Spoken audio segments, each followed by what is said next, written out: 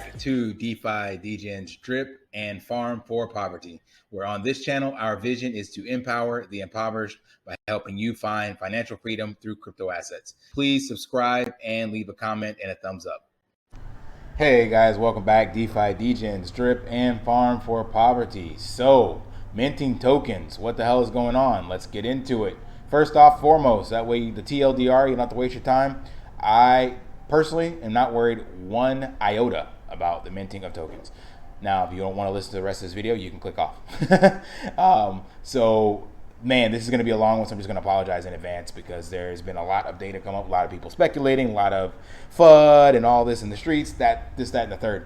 So we're going to get into it first and take a look at where we're at with Drip. So we have officially, as of right now, minted 14,000 tokens, and people are all up in arms about it.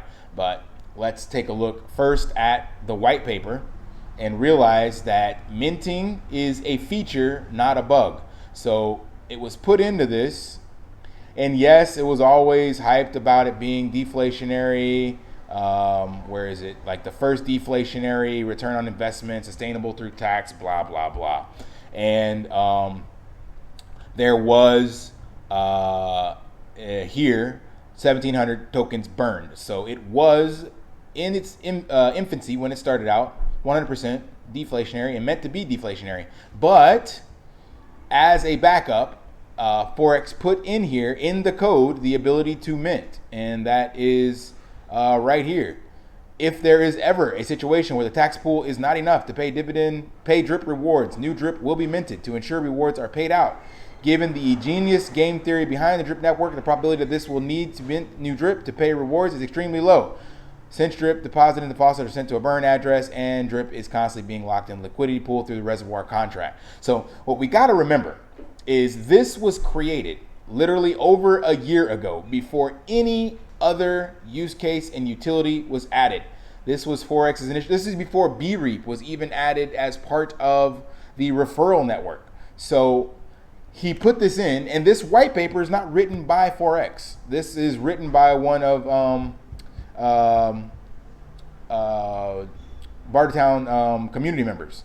So the point that everyone is fudding this and saying all that is one, that they didn't understand Forex's vision behind this, which is natural because this white paper was written by a community member interpreting multiple AMAs or maybe some alpha from within the group or whatever the case may be, but Forex didn't write this. So a lot of interpretation goes into what this actually meant in regards to reading the contract, yada, yada, yada. And then again, remember that there was no utility added to the drip token when it was initially created. So with all of that game theory there, it would definitely have worked. But later on, there was additional utility being added in the form of I forgot the dripcommunity.ca website. Let me pull that up real quick because I want to pull up these stats for the users. All right, so now pulling this up, so we're going to look at the stats for the users. But there was no utility in the very beginning. So the white paper was 100% correct initially, and it still is to this day, and it's doing exactly what it's supposed to be doing. But let's take a look at what has happened. So 1 million drip minus the 1,700 here that got put in a dead, sent to a dead address, burn wallet. So we're technically still, as of, no, we're not, 14,000, sorry. I was going to say 1,700 and 14,000. But we're still very low. But this 1 million has gotten us to 102,000 addresses. According to this, it's gotten us to 98,000 Faucet members. I don't know which one's more accurate or whatever, but the point being, this 1 million tokens has gotten us to 1 year within Drip and approximately 100,000 users.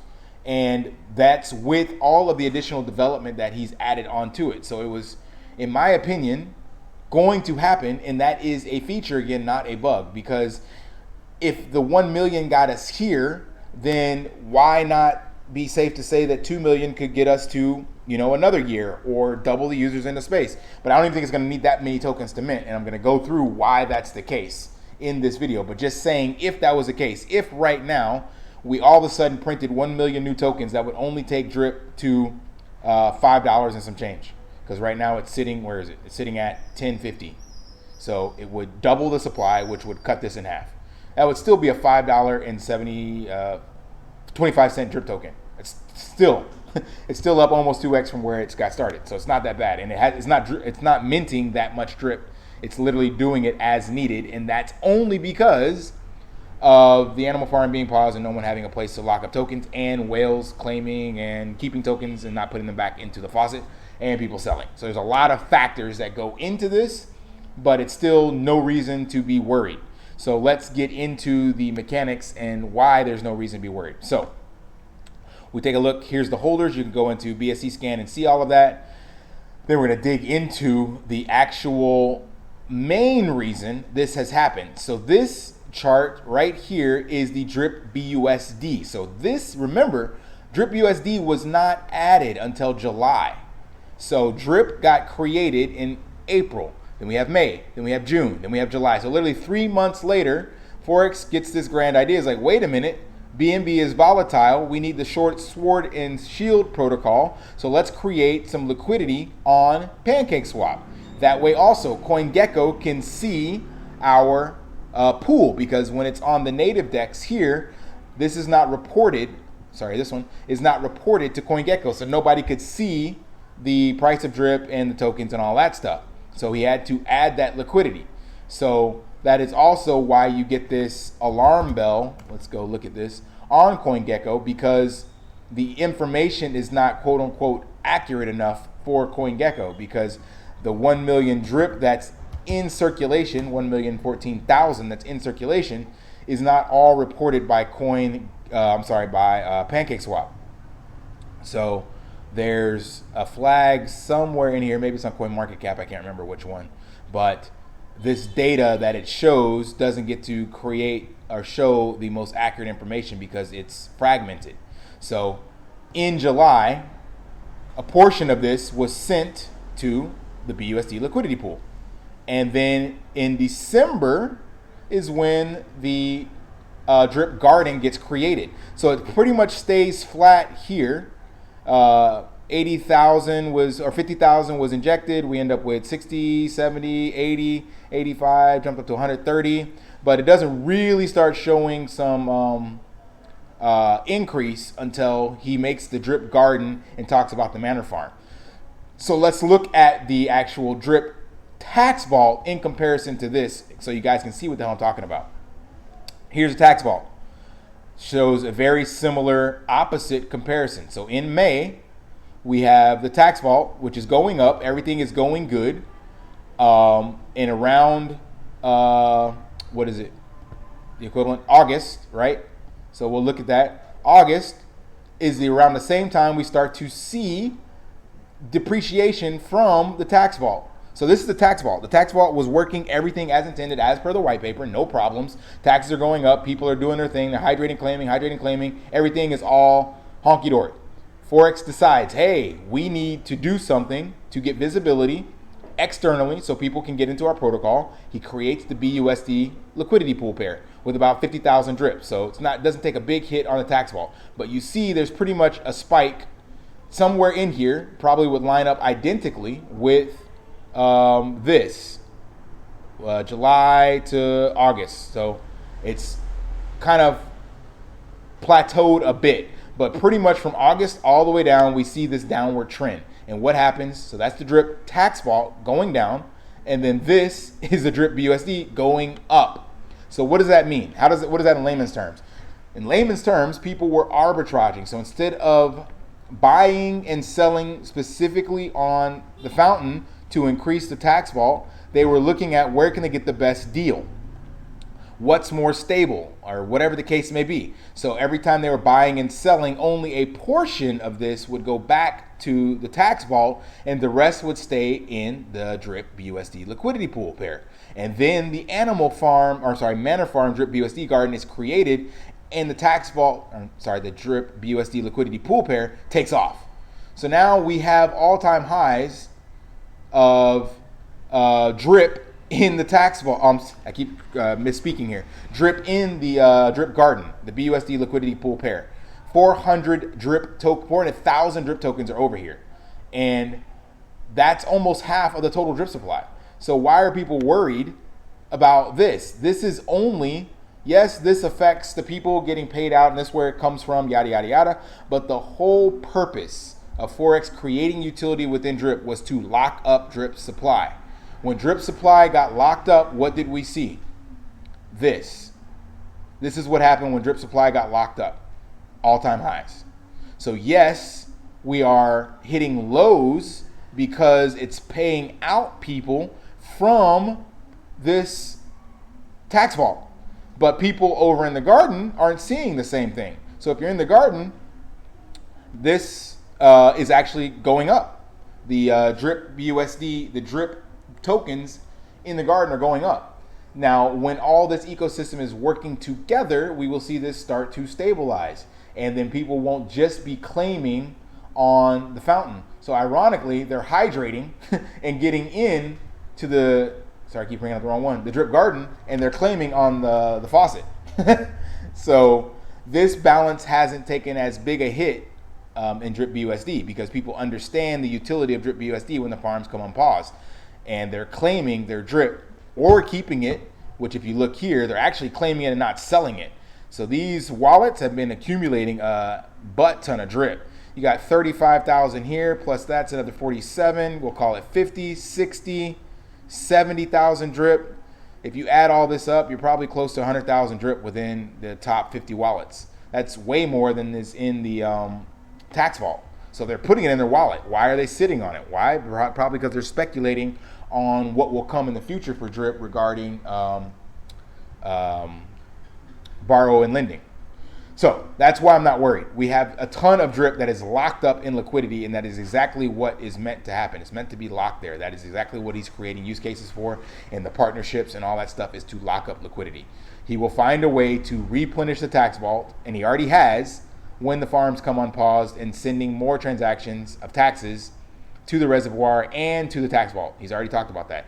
So I'm not worried. That's exactly what the lottery is supposed to do as well. So Forex sees this. He's got systems in place. Remember, again, go back to it. When this got created from the start, there were no utility. When this got started up, he's adding utility to fix these problems that he's seen.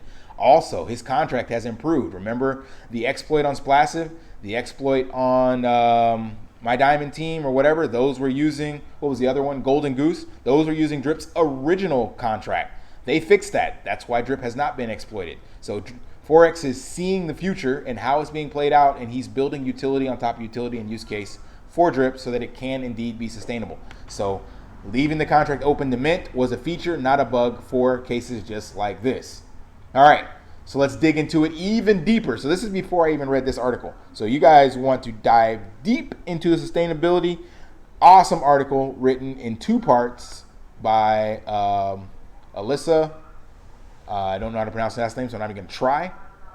But she's on the Cryptozoa team, I believe.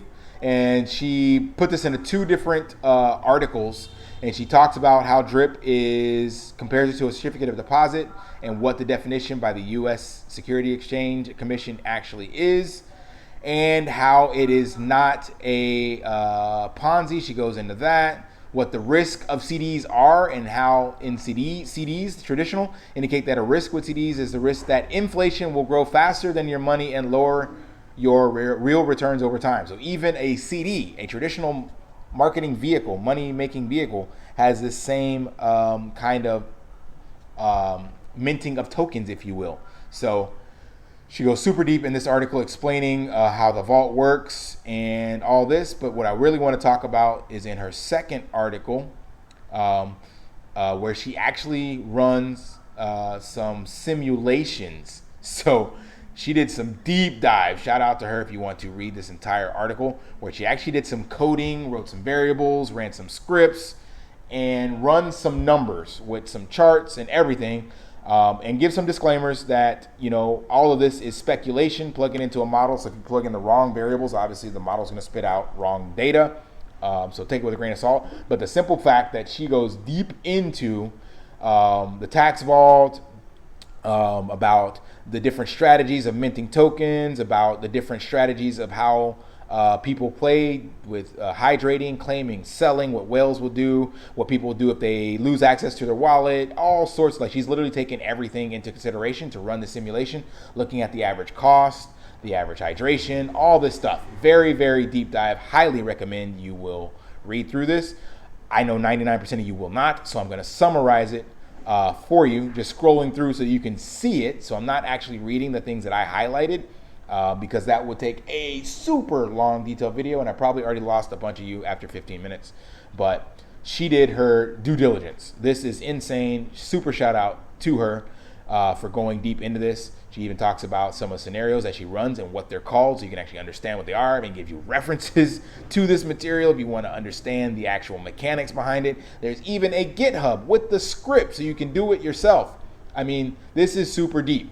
So if this doesn't alone, just if you were just to scroll through this and say, yo, this person did their due diligence, I'm going to be bullish and believe that the drip is sustainable just because this person did a lot of work. That alone speaks volumes. I'm reading it, went through it to share it with you guys and showing it to you, on top of the simple analysis that I did, where I was like, yo, look, drip is sustainable because the tax minting ability is a feature, not a bug, and we put 400,000 drip away, locked into another contract that never existed to begin with. So 40% gone. So we haven't even gotten to mint that 400,000 tokens. So just my little simple analysis has me not worried one iota about drip minting tokens.